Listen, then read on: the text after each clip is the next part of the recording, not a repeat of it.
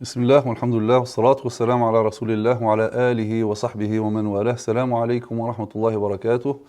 Bienvenue dans cette série consacrée à la présentation de l'islam. Nous étions en train de parler du juste milieu comme caractéristique parmi les caractéristiques de l'islam. Et nous étions en train de parler du juste milieu dans le domaine de la morale ou des idéaux.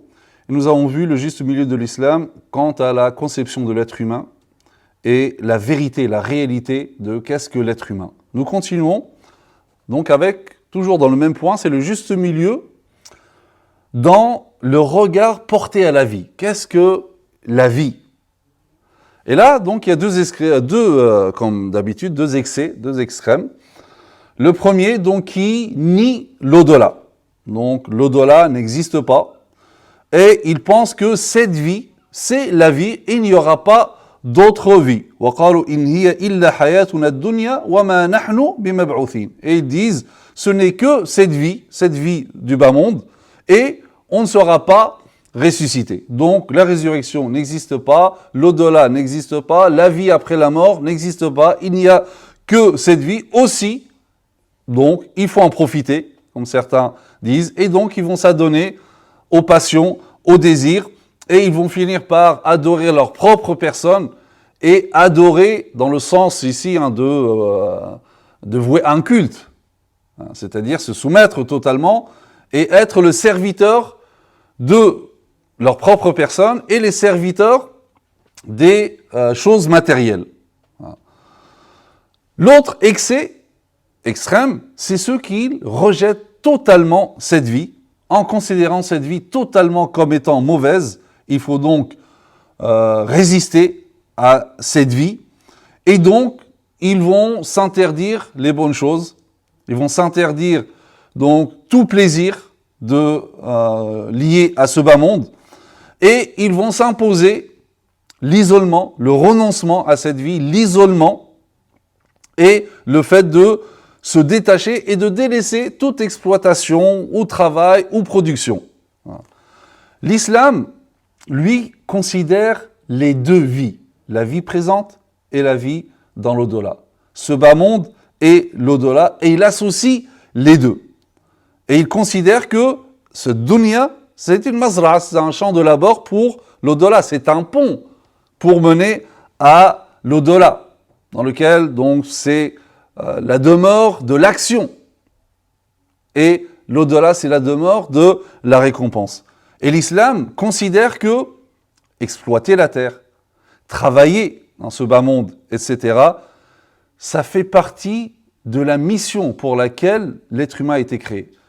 Et c'est même considéré comme un acte d'adoration, comme nous avons déjà vu cela lorsque nous avons parlé de la notion de l'adoration en islam. Exploiter la terre, travailler la terre, la production, etc., c'est un acte d'adoration.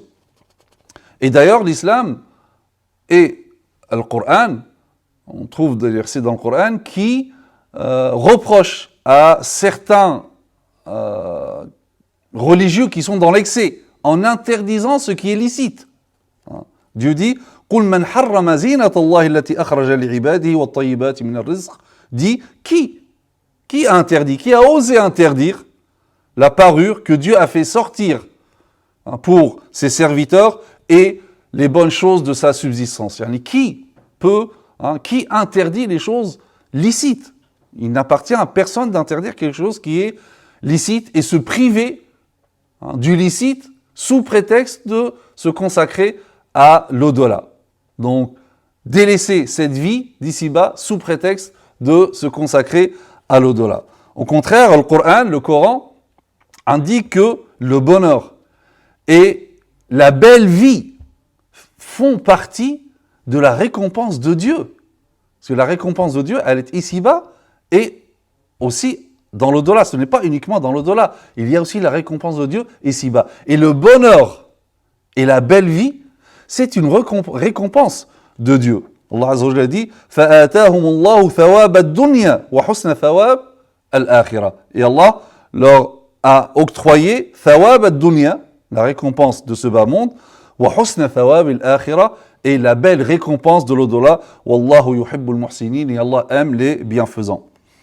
Et le Coran nous apprend cette invocation dans laquelle Dieu associe les deux, ici-bas et l'au-delà. Il dit « Rabbana atina fid dunya hasana wa fil akhirati hasana » Seigneur Dieu, accorde-nous ici-bas, accorde-nous donc belle part ici-bas et belle part dans l'au-delà. Les deux. Waqina adhab an-nar et épargne-nous le châtiment du feu. Il dit également Wabtaghi fima ataka Allahu dar al-akhirah. Et cherche à travers ce qu'Allah t'a donné la demeure dernière. Ça c'est l'objectif. Wala tansa nasibaka min ad-dunya. Et n'oublie pas ta part en cette vie.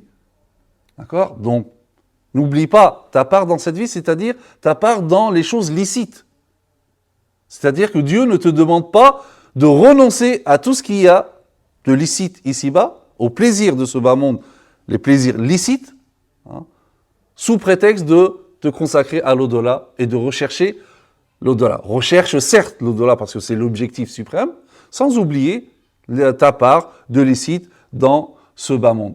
Donc, l'islam est un juste milieu entre ceux, comme j'ai dit, qui ne considèrent que cette vie, et il n'y a que cette vie, il n'y a pas de vie future, pas de vie après la mort, pas de résurrection, mais aussi, donc, juste milieu entre ceux-là et ceux qui considèrent que la seule vie, c'est la vie après la mort, et donc, ici, il faut renoncer, il faut délaisser ad-dunya. L'islam, c'est les deux à la fois. Rabbana atina fid dunya hasana wa fil akhirati hasana wa qina adhab an-nar. وسبحانك اللهم وبحمدك نشهد أن لا إله إلا أنت نستغفرك ونتوب إليك وصلي اللهم على سيدنا محمد وعلى آله وصحبه وسلم تسليما والسلام عليكم ورحمة الله وبركاته.